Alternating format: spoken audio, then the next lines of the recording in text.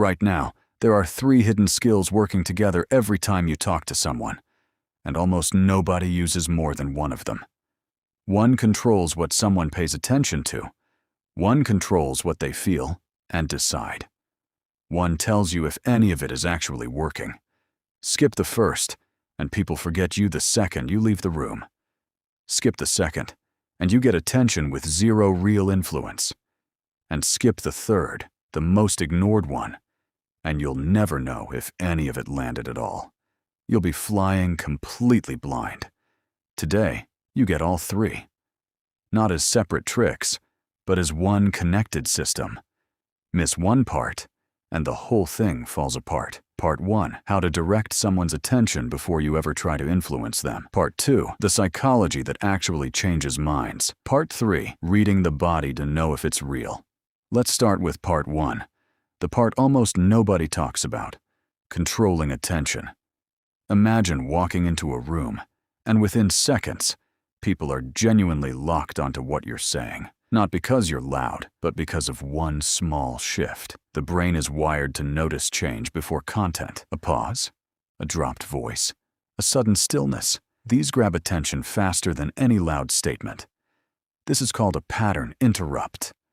Most conversations move at a predictable rhythm, and breaking that rhythm forces the brain to refocus. Next time you want someone to really hear you, don't get louder. Get quieter. Slow down right before the important part. Second tool, specificity. I need to talk to you. Gets ignored. I need 2 minutes about what happened. Tuesday gets full attention. The brain filters out vague information automatically. It's a survival mechanism. Specific details bypass that filter instantly. Third tool, strategic silence. After you say something important, stop talking. The silence pulls people in far more than filling the gap ever would. Most people rush to fill silence out of nervousness, which is exactly why staying silent makes you stand out. Now you have their attention. But attention alone changes nothing, which is exactly why Part 2 exists. Part 2, psychological influence. How attention turns into actual change in someone's thinking. Imagine convincing your boss to say yes, your partner to open up, or a stranger to trust you, not through pressure, but through how decisions actually get made. Principle 1. People decide with emotion first, then use logic to justify it afterward. This means the fastest way to influence someone isn't a better argument. It's making them feel understood before you say anything persuasive. Principle 2, the reciprocity effect. Give something small first, attention, a compliment, a favor, and the brain quietly feels obligated to return it.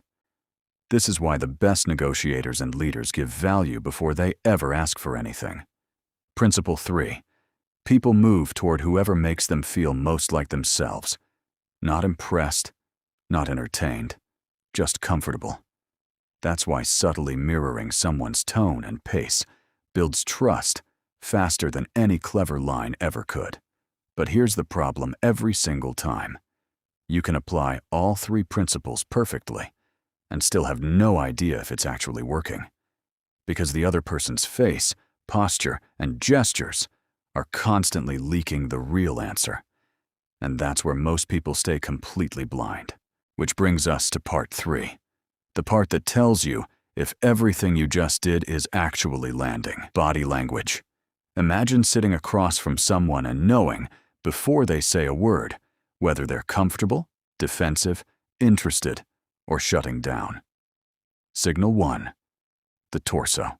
Shoulders and chest angled toward you means engagement. Angled away, even slightly, means something just lost them. This happens before people are even consciously aware of it. The body reacts to discomfort faster than the mind can hide it. Signal 2. The hands. Open. Visible palms signal honesty. Hidden hands, in pockets, under a table, often signal guardedness. Watch what happens to someone's hands the moment a topic gets uncomfortable. That shift is rarely a coincidence. Signal 3. Micro-expressions. A real smile involves the eyes. A forced smile only moves the mouth. This single detail is why some people seem fake, even when you can't explain why. Your brain already caught the mismatch. Signal 4. Feet, the most honest part of the body, because almost nobody thinks to control them. If someone's feet point toward the door while their face is still smiling at you, their body already decided to leave. None of these signals mean anything alone. The real skill is clusters, 3 or 4 signals pointing the same direction at once. Now, here's how all 3 parts connect. You used attention to be heard. You used psychology to influence. Now, body language tells you the truth. Say your partner's arms suddenly cross mid-conversation. Body language alone says, defensive. But psychology asks, defensive against what? Maybe it's the topic. Maybe it's a memory the words just triggered. Without the psychology behind the signal, you'd guess wrong. So here's the full framework. 3 steps, working together in any real conversation. Step 1. Earn attention. Pause. Lower your voice. Be specific. Make sure they're actually listening before anything else. Step 2. Influence with psychology. Lead with emotion. Give value first. Mirror their energy. Not to manipulate, but to connect. Step 3. Read the body. Watch the torso, the hands, the face, the feet, and let their signals tell you if it's actually working. Miss any one of these, and you're only getting a third of the picture. Use all 3 together, and you understand people most never will. That's the real system nobody teaches you. And now, you know exactly how to use it.